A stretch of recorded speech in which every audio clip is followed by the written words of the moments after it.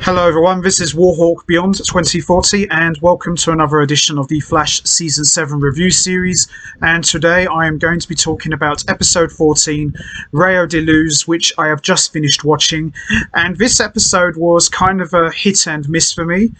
It wasn't terrible, but it wasn't great. It was pretty average really, and a lot of that is mainly due to the fact that the Flash was not actually in this episode at all, apart from being seen very briefly at the beginning where Barry took Iris on a mini vacation, and this episode mostly featured Caitlin, Chester and Allegra, although more focus on Allegra and Chester for this episode.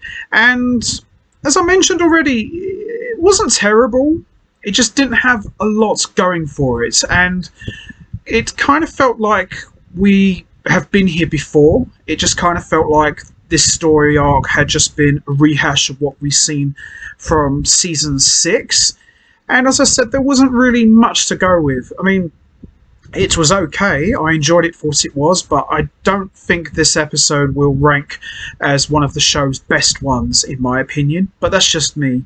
So as I mentioned already, this mostly focuses on Allegra and Chester working together as they're trying to find out how to stop Ultraviolet, who's the cousin of Allegra, and we learn a bit more about why Allegra is going around doing what she's doing. But as I said already, this episode didn't really have much else to go with it, and Chester, he's a good character, he's a cool dude, but he's no Cisco Ramon. Not even close, and I have said that before. But I would like to see the show make Chester more of his own man, not try to make him a Cisco 2.0, because it just doesn't work. You cannot copy what came before. You can't beat an original. I would much prefer if they just concentrated on making Chester more of his own original character than just a copycat of someone else. But anyway, that's another story for another time. So with that all said, let's get right into it. Let's talk about episode 14, Rayo De Luz. So this episode starts off with Barry telling the team that he and Iris are going on a vacation and they will be off the grid for a while.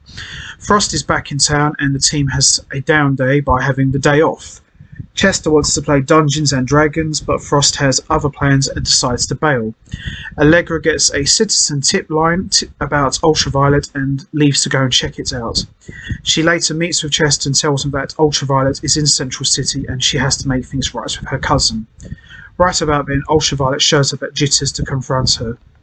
Cecile and Joe go over their research about Kramer and find evidence of a secret meeting between Kramer and someone else that could point to Kramer being part of the ambush that killed her unit. However, Joe isn't fully convinced she's a bad guy just yet. Now, Joe obviously found out that she was part of a program many years ago and that all of her men were killed except her.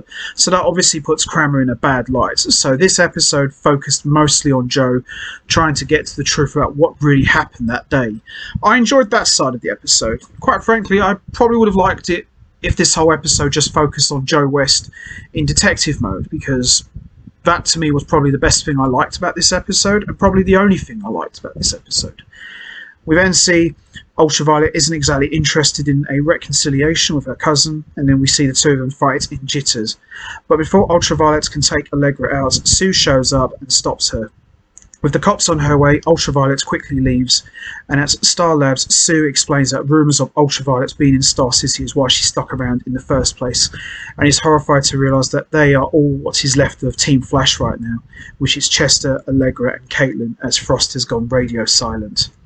Because Ultraviolet is in town to kill someone, they do have to stop her, even without Barry. Sue is able to figure out where Ultraviolet is headed and has a device that can stop her. Sue and Allegra track Ultraviolet to the free clinic and use the device to stop her.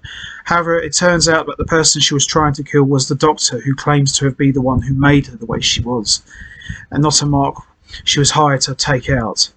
Sue and Allegra question Ultraviolet at Star Labs, and she tells her about how she got her mask and revealing how the black hole surgeon cut her voice out of her, which is why she wears the mask in the first place.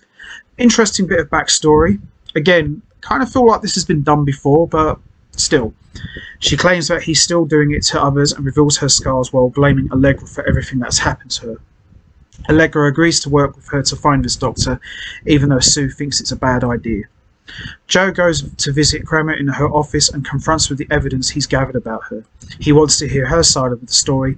However, instead of talking to him about things, she tells him to get out and threatens to arrest him if she tries to take her down. Joe talks to Cecile and realises that something is very wrong with Kramer. He thinks he may need to go to the governor right now, but gets a message from her asking to meet face to face.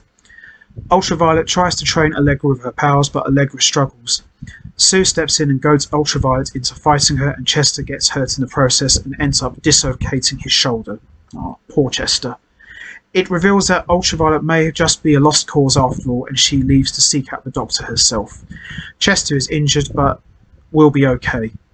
Sue implores Chester to convince Allegra to give up, but gives him an idea instead. Sue goes alone to try to convince Allegra to stop, and in the process Sue reveals by the time she was able to get her parents out of Black Hole, she was unable to save them. They were in too deep and did not want out. Allegra counters that just means that she'll need to pull harder to get them out. Chester's epiphany turns out about Allegra's tattoo, a yin-yang which inspires him. He can use Allegra's powers to track Ultraviolet and thus find her. Once they find her, Chester and Allegra go to confront Ultraviolet at the evil doctor's secret facility. At the facility, Ultraviolet confronts the doctor, who offers her one last experiment. Allegra gets into the facility and gets in over her head despite Chester's best efforts, but Sue shows up to help, allowing Allegra to go after Ultraviolet instead. She finds her in the doctor's lab, and it's revealed that Ultraviolet made a deal with the doctor.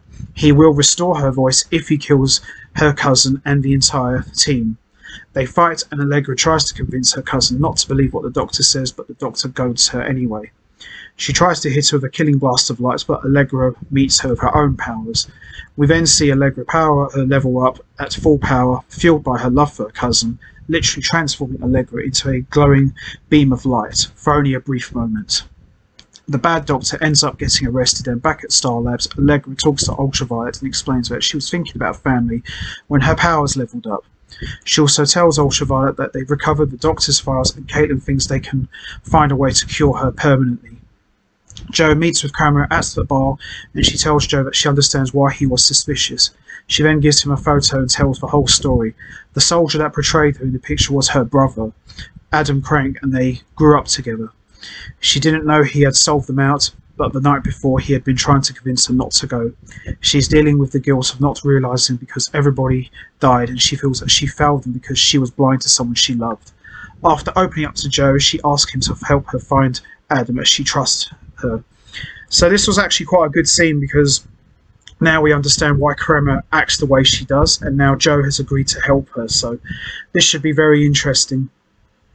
Sue decides to stay in Central City and not give up on family, and Frost catches up with her in an alley, who he turns out to be Chilblain.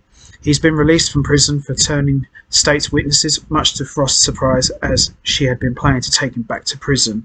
Chilblain turns around and says to Frost that now I'm one of the good guys, and that is how we end episode 14. Overall, as I said, this episode was kind of a hit and miss.